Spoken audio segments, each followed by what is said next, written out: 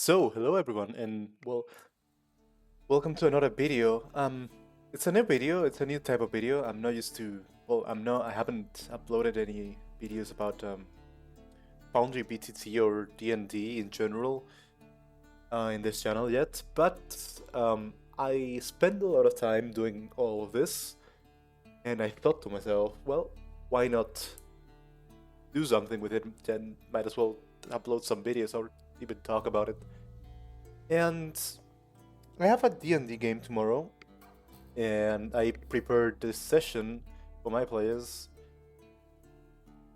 and I am using, for the first time, the Monk's Active Tile... I forgot the name, I'm stupid. Monk's Active Tile Triggers. And I have had a lot of fun with it, and I think it's something incredibly useful. I'm gonna lower the volume of the music a little bit. Okay, so I have this map of a town that I made with a website that is really easy to use and really simple. Waraboo's Proggen Arcana. And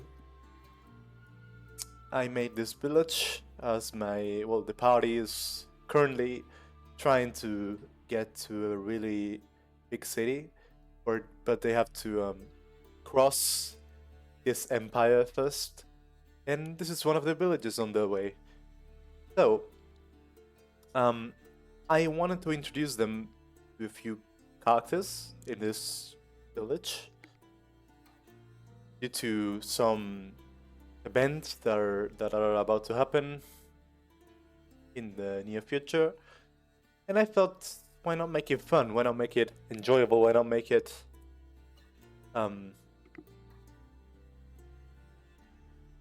something interactive, right? It's always fun when when the environment is so interactive for the players, and they feel like they're free to roam and free to go wherever they want to. I think that's a really nice feeling every now and then. So, well, they're right here in the corner where they will appear whenever they get to the city, and they're gonna find a couple of different places where they want to go. I'm thinking of adding even more, but so far there's 3 places where they want to go. It's in Spanish, so you're gonna forgive me for that, but I play in Spanish with my friends. But basically, it's just a market, some like residential area, and I guess it's the same in English, isn't it? Like plaza. I'm pretty sure it is. Well, yeah, plaza, square, and city square basically. So they're gonna enter the city, probably find the market first, and whenever they will see it. Let me pick some. Well, they have an NPC accompanying them, so let me pick that character, play with. They will see the market. They might as well be like, well, let's just go to the market, see what's in there. So they will go to the market, and then they will be TP'd. Their characters and their you are not seeing this. You're still seeing this, but their screen will change to the market scene, right? So you see the character we were controlling just appeared here in the market, where we have a completely different map. And this is really nice because we might have this as our active scene, right? And all the players are seeing this. But if one of them decides to do this, only that player, the scene will only change for that player, right? So the other players that have their tokens still in this scene will still be here. But then that specific player that decided to go to the market, he will be seeing this scene and controlling his token in this scene itself.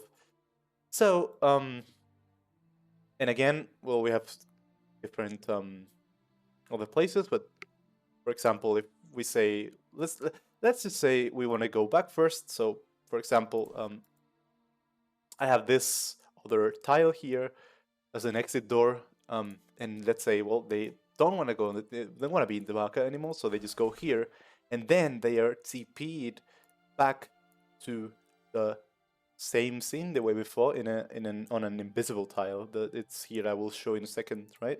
So they might as well be like, okay, let's just go to the residential area, and this will TP them to this area, which is not too big, but it's big enough for what I want to do in here. So they will do their stuff in here. They will interact with the NPCs. They will do stuff. They will do whatever they want. Oops. They will do whatever they want, and then when they're tired of being in here, they'll go through that door to leave this area, and they will go back to the whole village, the scene of the village itself. So back to the markets. As you saw in here, there are more buildings with names, right? So we have this tavern here, this herbalist shop, I guess you could call it. Yeah, this mount shop, and then this library. So let's say if one of them wants to visit the tavern while the other side is still in, just, I don't know, tasting this wine post. By the way, this is not. Well, you may hear this. I'm gonna turn it up just for the sake of this video. But this is not a TP. This is just an indicator that is like little shop, little like post. So they might want to go to the tavern, so they will go there, and then they will be TP to the tavern where there are many other NPCs and stuff. And then same yet again, there's a door here. Well, they will be TP'd back to the market. So same thing with all these others shops, let's say. So they might as well go here. They are here, and then. Oh, I cannot control this token. Maybe it's because, okay, I need to change that. I'll change it in a second. And then they leave, and then they go back to the market. So, how do we do this? Well, very easy. First of all, well, I have a few modules, just like 20 modules, small list, but you really need, pretty sure you only need monks active tile triggers. I think there's no dependencies required for this. But first of all, you're gonna want to go to the tiles and place a tile, right? So let's say that we wanna have a tile here because this is some kind of church or cemetery or whatever.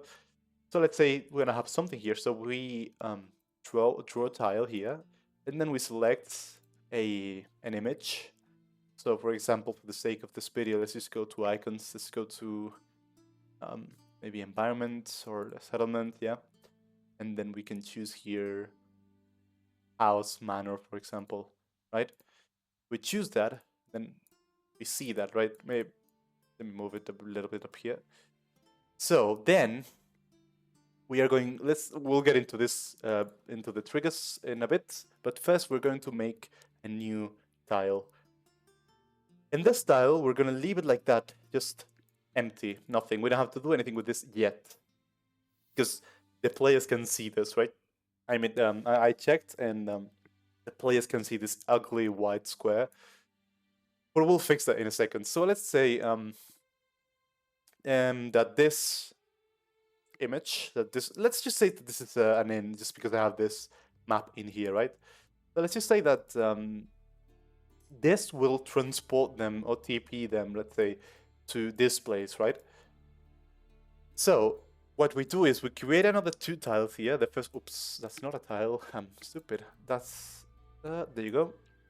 And then here, well, this one we leave empty, for example, and then, oops, I deleted it. I'm not so smart today. And then another one with the exit door, because that's where they will leave the area, right? So we go here, we go to BG, and then door exit. Okay, so what do we do? Then we go here, we go to triggers, actions. Well, in setup, we leave it just like this. And there's this option. I usually recommend to just leave it like off, but I don't think it matters too much. And in actions, we add an action. We go here. There are a lot of things you can do with this, especially like traps and stuff. What we will be focusing today is in the teleport aspect of these styles. So we search the teleport action. We click here, so the entity is the triggering token. We select the coordinates, so once we click that, we go onto the place, and when we select this empty tile as the coordinates, and then we check snap to grid, so their screen changes to the scene that their token will be in. We delete source token because we don't want two tokens, and then we avoid all the tokens at destination just in case two players travel at the same time. We don't want the tokens on top, of each other. And we update. So that's it. We update tile, and then we do the same for this. So we do the same with the exit door. We go here, triggers, actions, add, teleport, triggering token.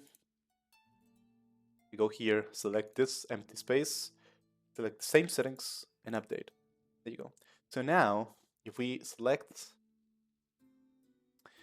the token, let's go with the NPC again, and the token goes here, they will be TP'd to this place, to one of the random squares or like tiles inside this tile. And then if they want to leave, they just go here, they will be TP'd back to the city.